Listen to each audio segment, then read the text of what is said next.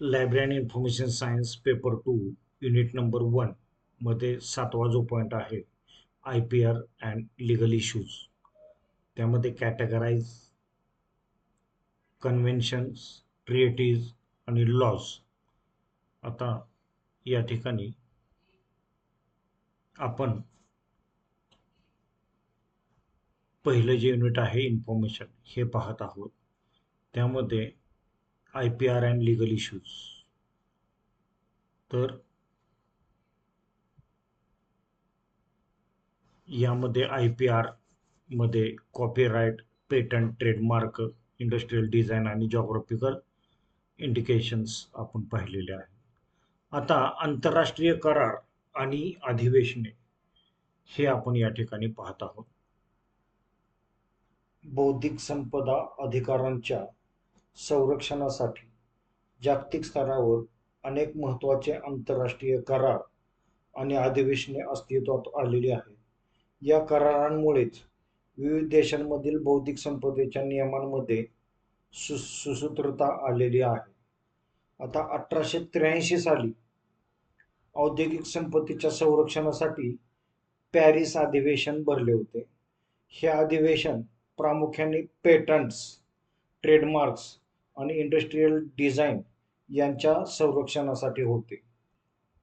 त्या पॅरिस अधिवेशनात national treatment काय केले होते, तर करारातील एका देशाने दुसऱ्या देशातील नागरिकांना स्वतःच्या नागरिकांप्रमाणेच संरक्षण दिले पाहिजे अशी राष्ट्रीय वागणूक द्यायची ठरले होते. त्याचबरोबर प्राधान्यांचा अधिकार, राईट टू प्रायोरिटी, हक्क, एका देशात पेटंटसाठी अर्ज केल्यानंतर ठराविक काळात दुसऱ्या देशात अर्ज केल्यास पहिल्या अर्जाची तारीख ग्राह्य धरली जात असे. मात्र बर्न कन्व्हेन्शन 1886 मध्ये झालेलं आहे पहा, म्हणजे साहित्यिक आणि कलाकृतींच्या संरक्षणासाठी बर्न येथे एक अधिवेशन भरवण्यात आले. हे साहित्य आणि कलाकृतींच्या संरक्षणासाठीचा पहिला आंतरराष्ट्रीय करार आहे असं म्हटलं जातं.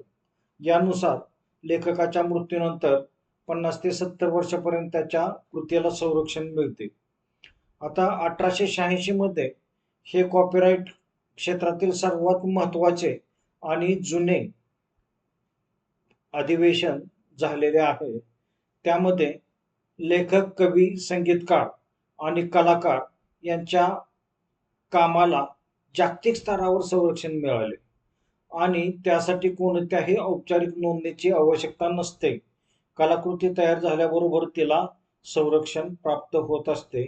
हे या बर्न कन्व्हेन्शन मध्ये घोषित करण्यात आलेलं आहे.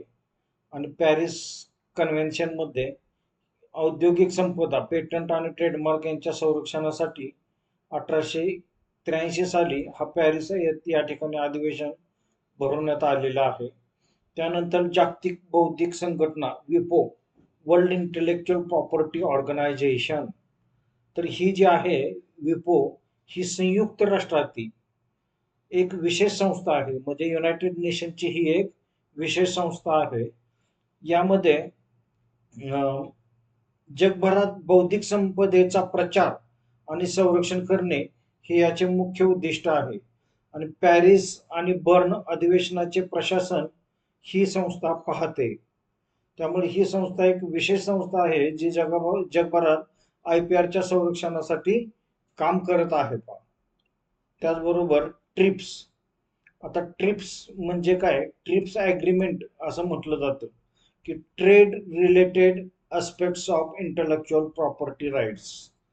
म्हणजे ट्रिप्स हा जागतिक व्यापार संघटनेचा WTOचा एक भाग आहे आणि हा सर्वात व्यापक आंतरराष्ट्रीय करार आहे. यामध्ये पेटंट, कॉपीराइट, ट्रेडमार्क, भौगोलिक संकेत, GI, जॉग्राफिकल टॅग्स आणि व्यापार गुपिते म्हणजे ट्रेड सिक्रेट्स या सर्वांचा समावेश होतो. आणि या करारामध्ये बौद्धिक सर्व सदस्य देशांसाठी बौद्धिक संपदा संरक्षणाचे किमान निकष निश्चित केले गेलेले आहेत. त्यामुळं आंतरराष्ट्रीय करारावरची हे सर्व जे आहेत तर या संदर्भामध्ये बऱ्याच वेळेला प्रश्न विचारले जातात पहा.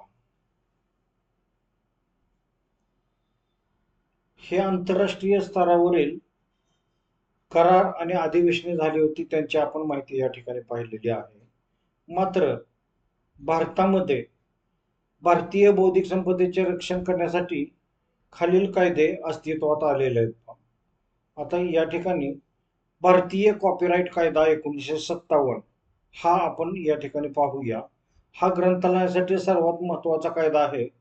यात सुधारणा करून डिजिटल साहित्यालाही संरक्षण नंतरच्या काळामध्ये देण्यात आलेले आहे.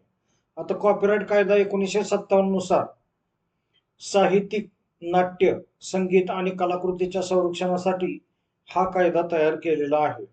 यात पुस्तके, चित्रपट, संगणक सॉफ्टवेअर, पेंटिंग्स आणि गाण्यांचा समावेश होतो. आणि यामध्ये एक लक्षात घ्या की याचा कालावधी जो आहे, लेखकाच्या मृत्यूनंतर 60 वर्ष इतका कालावधी त्याचा कॉपीराइट ऍक्ट 1957 नुसार 60 वर्ष हा कालावधी ठरवण्यात आला होता. आणि त्यानंतर पेटंट कायदा 1970. आता द पेटंट कायदा ऍक्ट 1970 असं या कायद्याला म्हटलं जातं. तर हा कायदा नवीन शोध किंवा शोधांच्या प्रक्रियेला संरक्षण देतो. जसं की वैज्ञानिक आणि तांत्रिक शोधाच्या संरक्षणासाठी हा मदत करतो. या पेटंट कायदा 1970च्या नियमानुसार याचा कालावधी नोंदणी केल्यापासून 20 वर्ष आहे.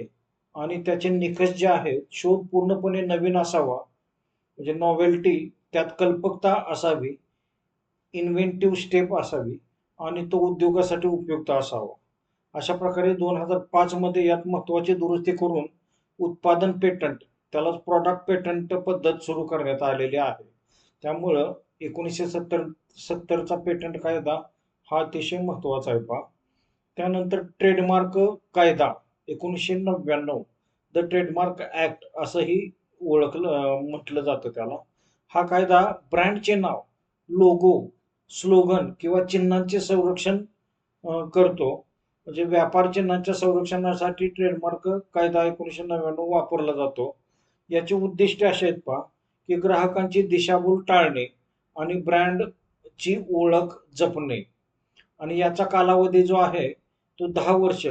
यानंतर दर 10 वर्षांनी त्याचं नूतनीकरण करता येतं. अशा प्रकारे आपण या ठिकाणी ट्रेडमार्क कायदा 1999 पाहिलेला आहे. आणि त्याच्यानंतर ग्रंथालयाच्या कायदेशीर बाबी आणि आव्हाने, legal issues in library and information science. आता ग्रंथपाल म्हणून काम करताना कोणत्या गोष्टींची काळजी घ्यावी लागते पहा. तर फेअर यूज, म्हणजे ग्रंथालयामध्ये जे मटेरियल असतं त्याचा फेअर यूज कसा केला जातो. तर भारतीय कायद्यानुसार शैक्षणिक हेतूसाठी किंवा संशोधनासाठी पुस्तकाचा मर्यादित भाग, म्हणजे एखादे प्रकरण किंवा 10 ते 15% भाग फोटो कॉपी करणे हा गुन्हा नाही. मात्र संपूर्ण पुस्तक कॉपी करणे हे बेकायदेशीर आहे. हे आपण लक्षात घ्यायला पाहिजे. त्यानंतर प्लॅगॅरिझम, म्हणजे त्याला प्लेजरिझमला आपण साहित्यिक चोरी असं म्हणतो की संशोधकाने दुसऱ्याचे विचार स्वतःचे म्हणून मांडू नयेत यासाठी ग्रंथालय विविध सॉफ्टवेअरचा वापर करत असते. जसं की उरकुंड आहे किंवा अनेक सॉफ्टवेअर आहेत, टर्निटिन आहे. असे सॉफ्टवेअर वापरून त्याची तपासणी केली जाते. त्यानंतर लायसनिंग अँड ॲग्रीमेंट, ई जर्नल किंवा डेटाबेस, उदाहरणार्थ एनलिस्ट वापरताना प्रकाशकांनी केलेल्या कराराचे उल्लंघन होणार नाही याची काळजी घेतली जाते. त्याला लायसनिंग ॲग्रीमेंट असं म्हटलं जातं. नंतर पब्लिक डोमेन मध्ये ज्या लेखकाच्या मृत्यूनंतर 60 वर्षे उलटले आहेत त्याचे साहित्य पब्लिक डोमेन मध्ये येते. उदाहरणार्थ ज्ञानेश्वरी, संत तुकारामाची गाथा. मात्र ते कोणीही वापरू शकते. म्हणजे एकदा पब्लिक डोमेन मध्ये हे साहित्य आलं की हे कोणीही वापरू शकते. आता 1999 सुद्धा geographical indication of goods act आला होता पहा. हे सुद्धा GI ऍक्ट कधी आलेला आहे तर 1999ला आलेला आहे. जसं की विशिष्ट भौगोलिक क्षेत्रातील संबंधित असलेल्या उत्पादनाची नावांचे संरक्षण करण्यासाठी हा कायदा वापरला जातो. कोल्हापुरी चप्पल किंवा नागपूरची संत्री, महाबळेश्वरची स्ट्रॉबेरी हे याचं उदाहरण आहे पहा. आणि इंडस्ट्रियल डिझाईन ऍक्ट 2000 2000 साली इंडस्ट्रियल डिझाईन ऍक्ट आला होता. कोणत्याही वस्तूचा आकार, बाह्य रूप, अपीअरन्स किंवा सजावट यांच्या संरक्षणासाठी हा कायदा केला होता आणि याचा कालावधी होता 10 वर्ष आणि 5 वर्षांनी पुन्हा तो वाढवता येतो. अशा प्रकारे आपण हे जे ग्रंथालयातील कायदेशीर बाबी आणि आव्हाने आहेत ते या ठिकाणी आपण पाहिलेले आहेत. आता सर्वात महत्वाचं म्हणजे काहीतरी इन्फॉर्मेशन टेक्नॉलॉजी ऍक्ट 2000 तो आपण या ठिकाणी पाहूया. माहिती तंत्रज्ञान कायदा 2000, इन्फॉर्मेशन टेक्नॉलॉजी ऍक्ट 2000, त्यालाच IT ऍक्ट असं म्हटलं जातं, की हा भारतातील सायबर गुन्हे आणि ई कॉमर्सशी संबंधित प्राथमिक कायदा आहे, जो 17 ऑक्टोबर 2000 साली हा कायदा लागू करण्यात आला. 17 ऑक्टोबर 2000 साली लागू करण्यात आला. या कायद्याचे मुख्य पैलू कोणते होते तर ई कॉमर्सला कायदेशीर मान्यता देणे. म्हणजे काय तर भारतातील ई कॉमर्स आणि ई गव्हर्नन्स यांना कायदेशीर मान्यता देणे, डिजिटल स्वाक्षरीला सिग्नेचर वैधता देणे आणि सायबर गुन्ह्यांचा आळा घालणे या उद्देशाने हा कायदा संमत करण्यात आला. आता डिजिटल सिग्नेचर म्हणजे काय तर डिजिटल दस्तऐवजांना कायदेशीर ओळख मिळते. ग्रंथालयामध्ये दुर्मिळ हस्तलिखितांचे डिजिटायझेशन करताना किंवा ई करार करताना याचा वापर होत असतो. इलेक्ट्रॉनिक कागदपत्रांच्या पडताळणीसाठी डिजिटल स्वाक्षरीला कायदेशीर मान्यता प्रदान केली जाते. त्याचबरोबर E records, legal recognition of E records म्हणजे काय तर ग्रंथालयातील ई बुक्स, ई जर्नल्स किंवा डिजिटल डेटाबेस यांना छापील पुस्तकांनी इतकीच कायदेशीर मान्यता या कायद्याने मिळालेली आहे. आता लायबिलिटीज अँड इंटरमेडियरीज म्हणजे ग्रंथालय हे एक मध्यस्थ संस्था आहे असं म्हटलं जातं. तर ग्रंथालय जर एखाद्या वापरकर्त्याने ग्रंथालयाचे इंटरनेट वापरून काही बेकायदेशीर कृत्य केले तर ग्रंथालयानेही काही अटी पूर्ण केल्यास योग्य लॉग बुक ठेवणे ग्रंथालयाला जबाबदार धरले जात नाही. अन्यथा ग्रंथालयाला सुद्धा जबाबदार धरले जाते. त्यामुळे ग्रंथालयाने लॉगबुक ठेवणं आवश्यक असते. त्यानंतर सायबर गुन्हे आणि शिक्षा या ठिकाणी 1900 विद्यार्थ्यांना शिकवण्यासाठी खालील कलमे अत्यंत महत्वाचे आहेत. तर बऱ्याच वेळेला प्रश्न असे कलम विचारलं जातं पहा आणि त्या कलम 65 मध्ये सुरुवातीला कलम 43 आलं होतं पहा.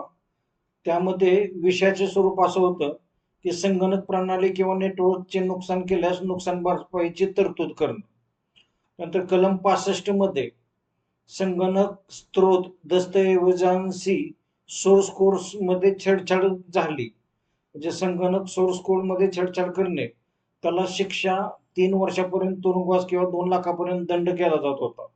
नंतर कलम 66 मध्ये हॅकिंग किंवा दुसऱ्याच्या संगणकातील माहिती चोरणे किंवा नष्ट करणे हा संगणकाशी संबंधित इतर गुन्हे हे कलम 66 मध्ये येतात पहा. त्याचबरोबर कलम 66B मध्ये चोरीचे संगणक किंवा संवाद साधणे किंवा स्वीकारणे. 66C मध्ये ओळख चोरी, आयडेंटिटी थेफ्ट किंवा दुसऱ्याचा पासवर्ड वापरणे. कलम 66D मध्ये संगणकावर वापर करून तोताईगिरी करणे म्हणजे चीटिंग बाय पर्सनेशन म्हणजे फसवणूक करणे. 66E जे आहे कोणत्याही कुणाच्याही परवानगीशिवाय त्याचे खाजगी फोटो किंवा माहिती इंटरनेटवर प्रसारित करणे किंवा गोपनीयतेचे उल्लंघन करून परवानगीशिवाय फोटो काढणे प्रसारित करणे हे 66E नुसार सायबर गुन्हा आहे पहा. की एकूण कलम 67 नुसार इंटरनेटवरील असलेली माहिती आणि साहित्य प्रकाशित करणे म्हणजे हे कलम 67 नुसार गुन्हा आहे. आणि कलम 69 नुसार राष्ट्रीय सुरक्षा किंवा सार्वजनिक सुव्यवस्थेसाठी माहिती रोखण्या चे किंवा डिकोड करण्याचे सरकारचे अधिकार आहेत, त्याला कलम 69 सुद्धा म्हटलं जातं पहा. तर अशा प्रकारे हे कलम महत्वाचे आहेत. आणि त्यानंतरच्या काळामध्ये 2008 मध्ये हा कायद्यामध्ये खूप मोठा बदल झालेला आहे. कुठल्या इन्फॉर्मेशन ऍक्ट कायद्यामध्ये त्यामध्ये महत्वाची दुरुस्ती करण्यात आली. ती कुठली?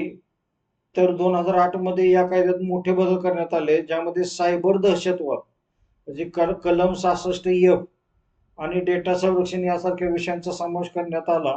या दुरुस्तीनंतर कायद्याची व्याप्ती वाढली आणि तो अधिक कडक करण्यात आला.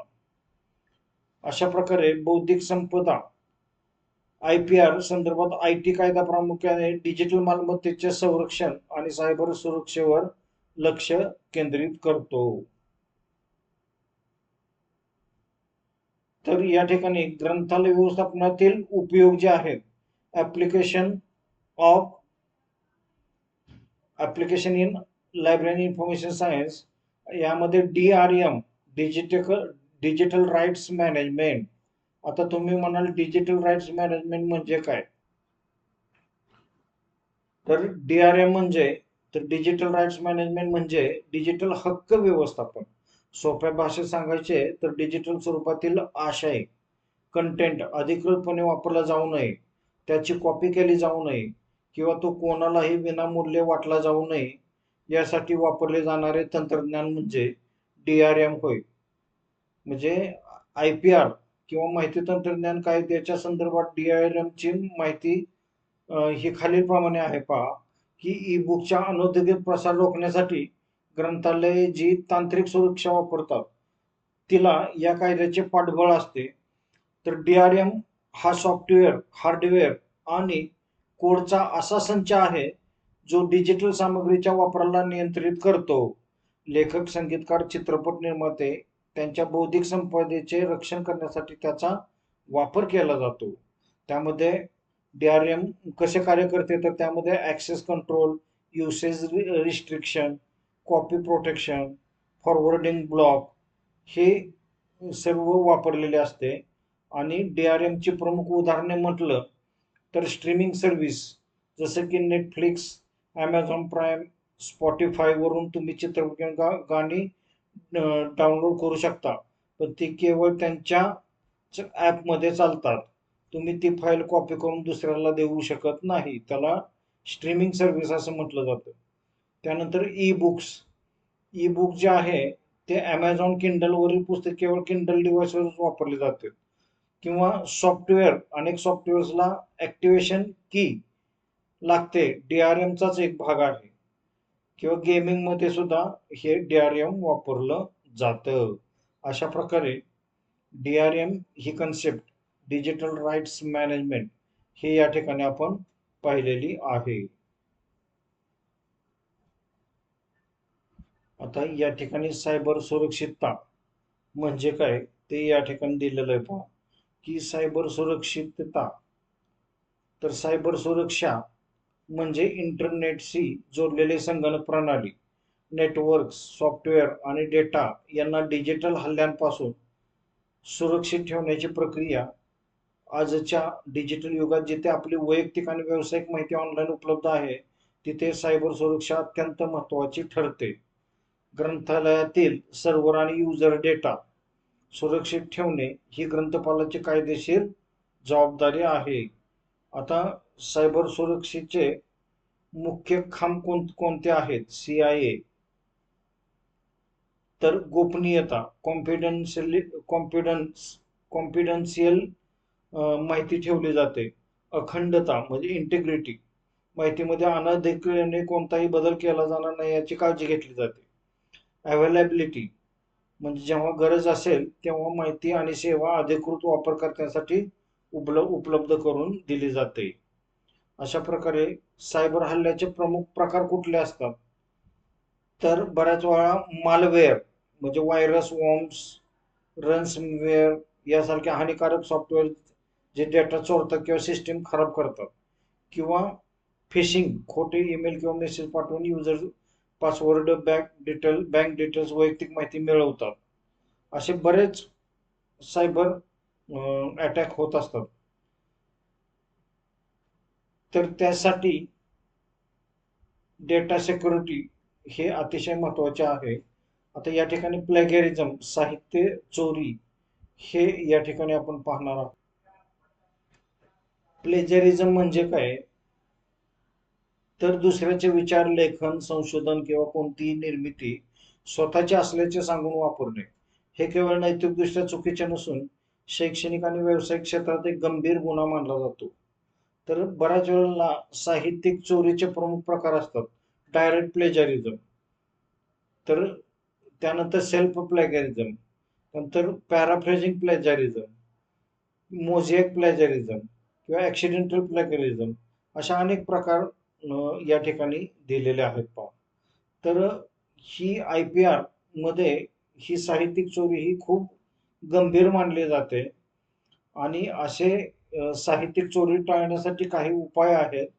त्यामध्ये सायटेशन, संदर्भ देणे, माहिती कोठून घेतली आहे त्याचा मूळ स्रोताचा, लेखक, पुस्तक, वेबसाईटचा उल्लेख करणे, की अवतरण चिन्ह, कोटेशन मार्क्स देणे, आणि वाक्य ज्यांनी लिहिलेले आहे त्यांचा संदर्भ देणे, स्वतःचे विचार मांडले पाहिजेत, आणि बिब्लिओग्राफी ही दिली पाहिजे. म्हणजे APA स्टाईल असू द्या, MLA स्टाईल असू द्या, किंवा शिकागो स्टाईल वापरून बिब्लिओग्राफी दिली पाहिजे.